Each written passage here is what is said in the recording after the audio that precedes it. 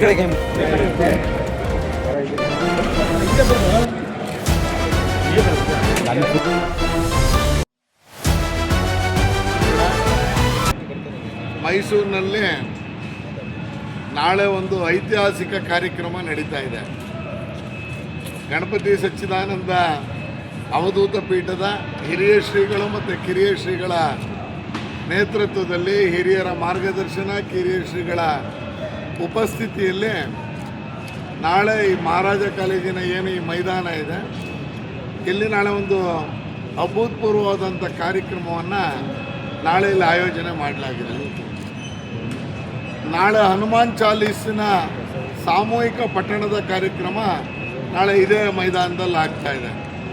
ಲೋಕ ಕಲ್ಯಾಣಾರ್ಥಕ್ಕಾಗಿ, ನಾಡಿನ ಕಲ್ಯಾಣಾರ್ಥಕ್ಕಾಗಿ, ರೈತರು ಮತ್ತು ಸೈನಿಕರನ್ನು ಒಳಗೊಂಡಂತೆ ಎಲ್ಲರಿಗೂ ಮುಂದಿನ ಒಂದು ಏನೋ ದಶಕಗಳ ಕಾಲ ಇರ್ಬೋದು, ಎಲ್ಲರಿಗೂ ಒಳ್ಳೆಯದಾಗಲಿ ಅನ್ನುವಂಥ ಪ್ರಾರ್ಥನೆಯನ್ನು ಸಂಕಲ್ಪದೊಂದಿಗೆ ನಾಳೆ ಹನುಮಾನ್ ಚಾಲೀಸಿನ ಪಠಣದ ಕಾರ್ಯಕ್ರಮ ನಾಳೆ ನಡೀತಾ ಇದೆ. ಬಂಧುಗಳೇ, ಸುಮಾರು ಈಗಿನ ಅಂದಾಜಿನ ಪ್ರಕಾರ ಒಂದು 75,000ಕ್ಕೂ ಹೆಚ್ಚು ಜನರು, ಬೇರೆ ಬೇರೆ ರಾಜ್ಯದ ಭಕ್ತಾದಿಗಳು ಸೇರಿದಂಗೆ ನಾಳಿದ್ದು ಶಿವರಾತ್ರಿಯ ಈ ಒಂದು ಆಚರಣೆಯ ಸಂದರ್ಭದಲ್ಲಿ ಏನು ಭಕ್ತಾದಿಗಳು ಗಣಪತಿ ಆಶ್ರಮಕ್ಕೆ ಬರ್ತಾಯಿದ್ರು, ಆ ಥರದ ಭಕ್ತಾದಿಗಳು ಒಂದು ದಿವಸ ಮೊದಲೇ ಬಂದು ಈ ಒಂದು ಹನುಮಾನ್ ಚಾಲೀಸಿನ ಪಟ್ಟಣದ ಕಾರ್ಯಕ್ರಮದಲ್ಲಿ ಈ ಒಂದು ಗ್ರೌಂಡಲ್ಲಿ ಭಾಗವಹಿಸೋರಿದ್ದಾರೆ.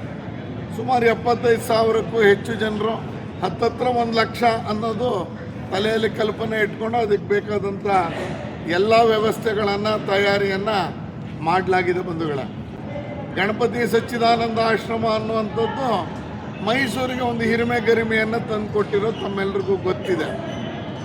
ಗಣಪತಿ ಶ್ರೀಗಳು ಭಾಳ ಹಿಂದೆನೇ ಈ ರೋಗವನ್ನು ಸಂಗೀತದಿಂದ ಗುಣಪಡಿಸ್ಬೋದು ಅಂತ ಜಗತ್ತಿಗೆ ಪರಿಚಯ ಮಾಡಿಕೊಟ್ರು. ಸಂಗೀತದಿಂದ ಅನೇಕ ಕಾಯಿಲೆಗಳನ್ನು ನಾವು ಶಮನಗೊಳಿಸ್ಬೋದು ಅನ್ನುವಂಥದ್ದು.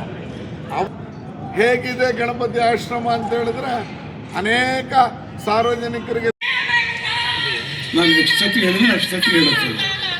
ಓಕೆಪ್ಪ, ಥ್ಯಾಂಕ್ ಯು. ಆ ರೀತಿಯಲ್ಲೂ ಸಾಮಾಜಿಕ ಮಿಡಿಯುವಂಥ ಕೆಲಸವನ್ನು ಗಣಪತಿ ಆಶ್ರಮ ಮಾಡಿರೋದು ತಮ್ಮೆಲ್ಲರಿಗೂ ಗೊತ್ತಿದೆ. ಕೋವೇಶತೆಗಳನ್ನು ಗಣಪತಿ ಶ್ರೀಗಳ ಹತ್ರ ನೋಡಿದ್ದೀವಿ. ಪ್ರತಿನಿತ್ಯ ಗಣಪತಿ ಆಶ್ರಮಕ್ಕೆ ಆಗಬಹುದಾದಂಥ ಆಯವ್ಯಯ ಖರ್ಚು ವೆಚ್ಚಗಳನ್ನು ಪ್ರತಿನಿತ್ಯ ಹಿರಿಯ ಸ್ವಾಮೀಜಿಯವರು ಗೋವಿನ ಕಿವಿಯಲ್ಲಿ ಹೇಳೋ ಮುಖಾಂತರ ಯಾವ ಖರ್ಚು ವೆಚ್ಚಗಳು ಗಣಪತಿ ಆಶ್ರಮದಲ್ಲಾಗುತ್ತೆ ಅದನ್ನು ಗೋವಿನ ಕಿವಿಯಲ್ಲಿ ಹೇಳೋ ಮುಖಾಂತರ ಅದಕ್ಕೆ ಲೆಕ್ಕವನ್ನು ಒಪ್ಪಿಸುವ ಪರಿಪಾಠವನ್ನು ಗಣಪತಿ ಶ್ರೀಗಳು ಮಾಡಿದ್ದಾರೆ ಅನ್ನೋದು ನಮ್ಮೆಲ್ಲರಿಗೂ ಗೊತ್ತಿರುವಂಥ ಸಂಗತಿ. ಯಾರು ಬೇಕಾದರೂ ಬರ್ಬೋದು, ಅವರಿಗೆ ಹನುಮಾನ್ ಚಾಲೀಸೇ ಬರಬೇಕು ಅಂತಿಲ್ಲ.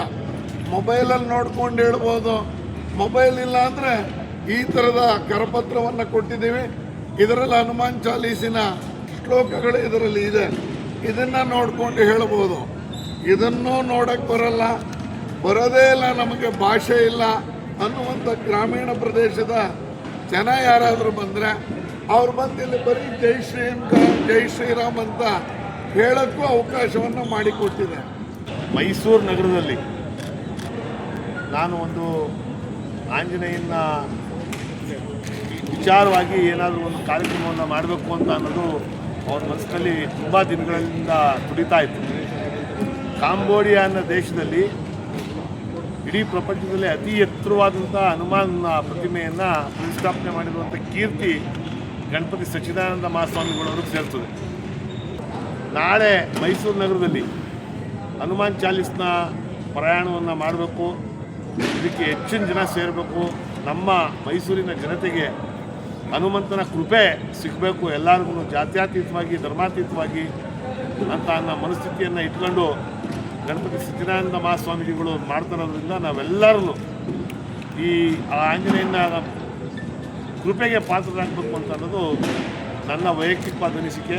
ಮತ್ತು ಇವತ್ತು ಮಹಾರಾಜಾಸ್ ಗ್ರೌಂಡಲ್ಲಿ ಏನು ಇಲ್ಲಿ ಮಾಡಿರುವಂಥ ಎಲ್ಲ ನೀವು ನೋಡ್ಬೋದು. ಈಗ ಚೇರ್ಸ್ಗಳಿರ್ಬೋದು, ಶಾಮ್ಯಾನ ಇರ್ಬೋದು, ಮತ್ತು ಊಟದ ವ್ಯವಸ್ಥೆ ಇರ್ಬೋದು, ಮತ್ತು ಪ್ರತಿಯೊಬ್ಬರಿಗೂ ಈ ಹನುಮಾನ್ ಚಾಲೀಸ್ ಪ್ರಯಾಣಕ್ಕೆ ಬರುವಂಥ ಪ್ರತಿಯೊಬ್ಬರಿಗೂ ಹನುಮಾನ್ ರಕ್ಷಾಬಂಧನವನ್ನು ಕೊಡುವಂಥದ್ದನ್ನು ಮಾಡ್ಕೊಂಡಿದ್ದಾರೆ.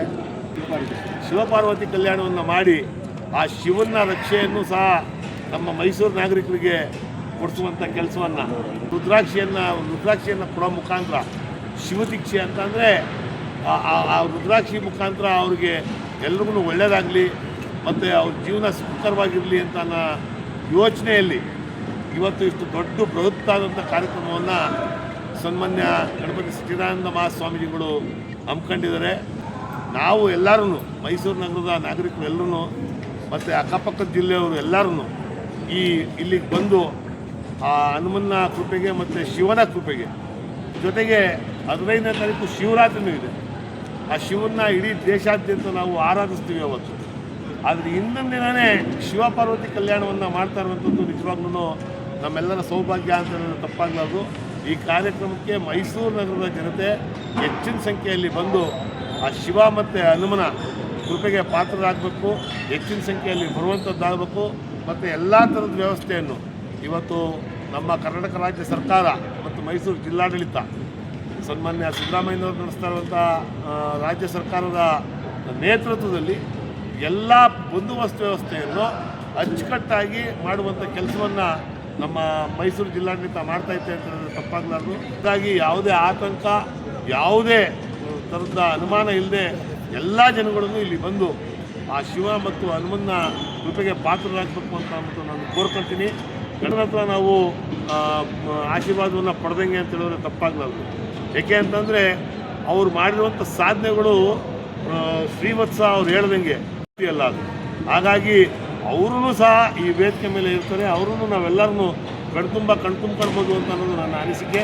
ಹಾಗಾಗಿ ಎಲ್ಲರೂ ಬಂದು ಇದರಲ್ಲಿ ಭಾಗವಹಿಸಬೇಕು, ಹೆಚ್ಚಿನ ಸಂಖ್ಯೆಯಲ್ಲಿ ಭಾಗವಹಿಸಬೇಕು ಅಂದ್ಬಿಟ್ಟು ಈ ಮಾಧ್ಯಮದ ಮುಖಾಂತರ ನಾನು ನಮ್ಮ ಮೈಸೂರಿನ ಜನತೆಗೆ ಮತ್ತು ಅಕ್ಕಪಕ್ಕದ ಜಿಲ್ಲೆಯವ್ರಿಗೆಲ್ರಿಗೂ ತಿಳಿಸಿದ್ದಕ್ಕೆ ನಾನು ಹರ್ಷವನ್ನು. ಪೂಜ್ಯ ಸ್ವಾಮಿಗಳ ಆಶೀರ್ವಾದದಿಂದ, ದೊಡ್ಡವರು ಮತ್ತು ಚಿಕ್ಕವರ ಆಶೀರ್ವಾದದಿಂದ ಅಭೂತಪೂರ್ವವಾದಂಥ ಒಂದು ಕಾರ್ಯಕ್ರಮವನ್ನು ಆಯೋಜನೆ ಮಾಡಿದ್ದಾರೆ. ಒಂದು ಖುಷಿಯಾಗುವಂಥದ್ದಂದರೆ ಕಳೆದ ಒಂದು 10 ದಿನದಿಂದಲೇ ಒಂದು ರಥವನ್ನು ಸಹ ಒಂದು ಪ್ರಚಾರಕ್ಕೆ ನಾವು ಮೈಸೂರು ನಗರದಲ್ಲಿ ಎಲ್ಲ ಮೈಸೂರು ನಗರದ ಮೂಲೆಗಳಲ್ಲೂ ಸಹ ಪ್ರಚಾರ ಆಗಿದೆ. ನನಗನ್ನಿಸ್ತೇ ಬಹುಶಃ 1 ಲಕ್ಷ ಜನ ನಾಳೆ ಈ ಒಂದು ಪಾರಾಯಣದ ಒಂದು ಕಾರ್ಯಕ್ರಮದಲ್ಲಿ ಭಾಗವಹಿಸ್ತಾರೆ. ಭಾಳ ವಿಶೇಷ ಅಂದರೆ ಜಾತ್ಯತೀತವಾಗಿ ಧರ್ಮಾತೀತವಾಗಿ ಮಾಡುವಂಥ ಒಂದು ದೊಡ್ಡ ಕಾರ್ಯಕ್ರಮವನ್ನು ಪರಮ ಪೂಜ್ಯ ಸ್ವಾಮೀಜಿಯವರು ಕೈಗೊಂಡಿರ್ತಕ್ಕಂಥದ್ದು ಮೈಸೂರು ನಗರದ ಜನರ ಸೌಭಾಗ್ಯ ಅಂತಕ್ಕಂಥದ್ದನ್ನು ಸಂದರ್ಭ ಹೇಳಲಿಕ್ಕೆ ಪಡ್ತೀನಿ. ಪರಮ ಪೂಜ್ಯ ಎಲ್ಲ ಪಕ್ಷಾತೀತವಾಗಿ ಎಲ್ಲ ನಾಯಕರುಗಳು ಒಂದೇ ವೇದಿಕೆಯಲ್ಲಿ ಕೂತು ಪರಮ ಪೂಜ್ಯ ಸ್ವಾಮೀಜಿಯವರು ಕೈಗೊಂಡಿರ್ತಕ್ಕಂಥ ಈ ಒಂದು ಕಾರ್ಯಕ್ರಮವನ್ನು ಯಶಸ್ವಿಗೊಳಿಸೋಕ್ಕೋಸ್ಕರ ನಾವೆಲ್ಲರೂ ಸಹ ಒಟ್ಟಾಗಿ ಸೇರಿ ಈ ಒಂದು ಕಾರ್ಯಕ್ರಮಕ್ಕೆ ನಾವೆಲ್ಲರೂ ಸಹ ಅತ್ಯಂತ ಪ್ರೀತಿಪೂರ್ವಕವಾಗಿ ಬಂದಿದ್ದೀವಿ. ಅಂದರೆ ಪರಮ ಪೂಜ್ಯ ಸ್ವಾಮೀಜಿಯವರ ಬಗ್ಗೆ ಇರ್ತಕ್ಕಂಥ ಭಕ್ತಿ ಮತ್ತು ಗೌರವವನ್ನು ಇಲ್ಲಿ ತೋರ್ತದೆ. ನಾಳೆ ಬಹುಶಃ ಒಂದು ಐತಿಹಾಸಿಕವಾದಂಥ ಒಂದು ಮಹಾಯಜ್ಞ ಮೈಸೂರಲ್ಲಿ ನಡೀತದೆ. ಅದಕ್ಕೆ